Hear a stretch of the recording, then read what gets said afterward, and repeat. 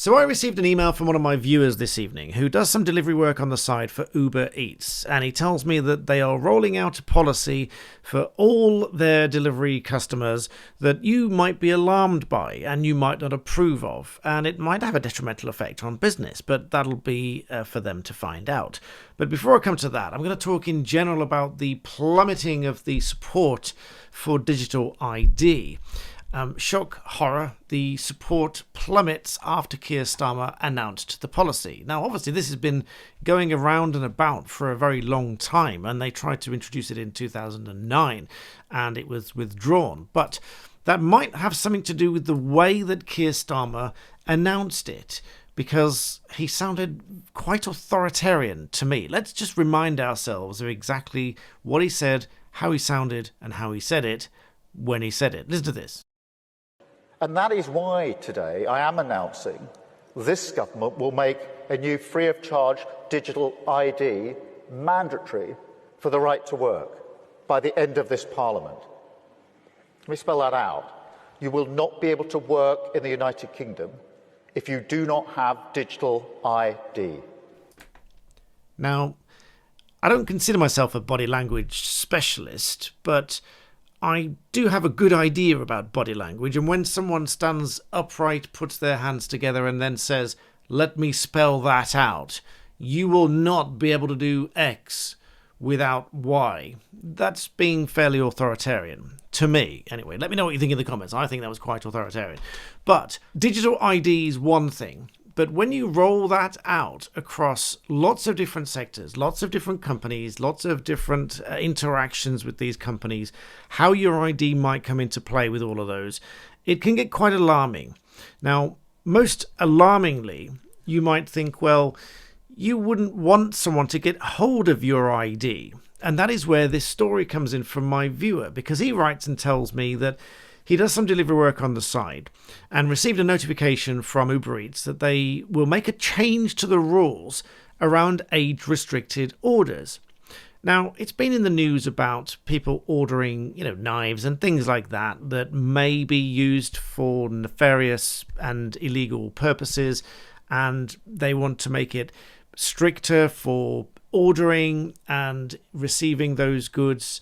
And so, checking the age limit on a credit card and perhaps viewing ID when they deliver these things, that's one thing. But rolling out this policy, as I said, might alarm you. He goes on to say the new policy is thus that they will have to actually scan the customer's physical ID with their phone and take a photo of it for every age-restricted order. And my viewer has a few concerns, not least of which he points to in a second email that obviously many people have got concerns about the alleged unlawful sharing of accounts with companies such as Uber Eats by illegal migrants who have no right to work, were not supposed to be here in the first place, and many people would probably not want them to take a photograph of their ID. Nonetheless, this is the guide to this new policy. It says, guiding you through our updated verification process. This is aimed at the drivers. Delivering age-restricted items comes with additional requirements compared to regular food and grocery orders. If you choose to participate in alcohol deliveries alongside other orders which require age verification, it's important to understand the legal obligations. Delivering alcohol-restricted items to individuals under 18 or alcohol to those who appear intoxicated is illegal. Failure to check ID may lead to account restrictions, so it's obviously going to force the drivers to comply. To ensure compliance with legal obligations and protect us all users of the platform, we'll be updating our age verification process to include ID scanning. Follow these steps when delivering age-restricted items. For alcohol orders, confirm the person receiving the order appears to be sober before continuing with the in-app prompts. Seems sort of reasonable on one sense, but at the same time you think, well, are we really restricting what people are allowed to buy just because they might have had a drink? And there could be potential issues there. It goes on. ask for valid photo ID, regardless of the person's age.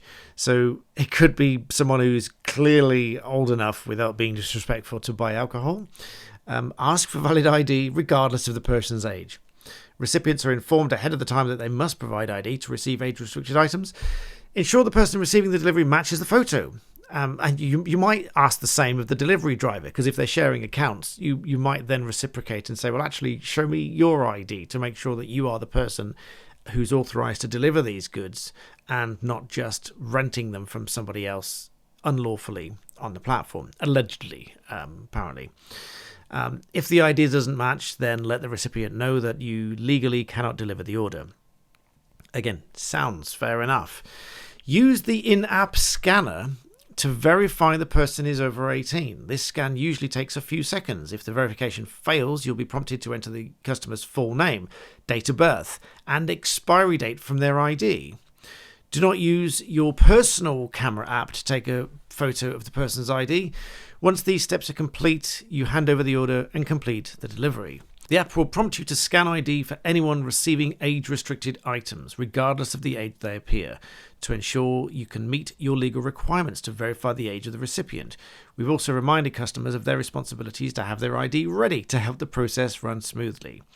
If you have any concerns about the customer's level of intoxication, the validity of their ID, or whether they're underage, you should not complete the delivery. You'll be able to select the relevant option in your driver app to return the items to the store.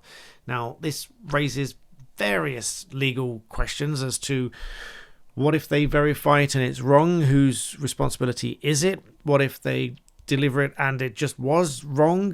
Whose responsibility is it? All these sorts of things. I'm not addressing those questions in this video. It'd be far too quick to do that. Now, it appears from reading this guidance that it says that the app for drivers has an in-app scanner to verify the ID, that it takes a few seconds. If it fails, they are prompted to put in the customer's full name, date of birth, and the expiry date from the ID. And it does say, do not use your personal camera app to take a photo of the person's ID. But I wonder whether the customers are made aware of this as well. Perhaps someone can look it up and let me know in the comments. But one thing that I would think is that if this is done in a hurry, you might get one of these drivers just say, I need to take a scan of your ID. And they might covertly take a photograph of that ID, which obviously then leads to identity theft.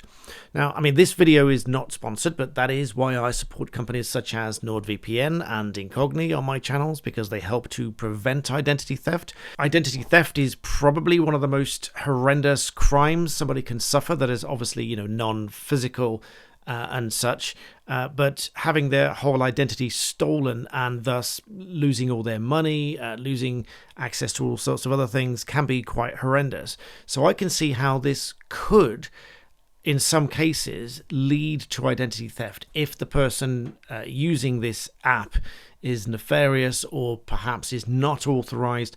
And, for the avoidance of doubt, so that I've said it in this video, obviously Uber and all the other companies say that they take every step and every measure to prevent this kind of thing happening. And in law, there might be defenses for them if one of these drivers was, as the saying goes, off on a frolic of their own. In other words, they're up to no good by themselves. They are the fraudster. So the fraud, if there was to be a fraud from one of the drivers, the fraud rests with them. And thus, there's obviously lots of legal implications there. So I'm not going into those in too much detail here. But for individual customers, you may well be alarmed and concerned about this when receiving age-restricted items.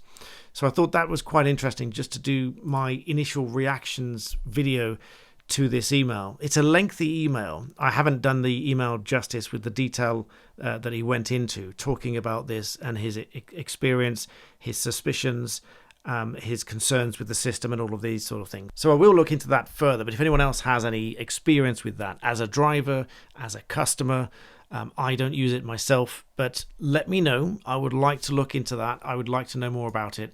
But overall, this is just another example of how digital ID can, and I assure you, if it's implemented, will be exploited in some way, because a single ID will link everything about you, and once it's hacked, you are done. That is my warning about it, and that is why support is collapsing. Let me know what you think in the comments below, and thank you for watching.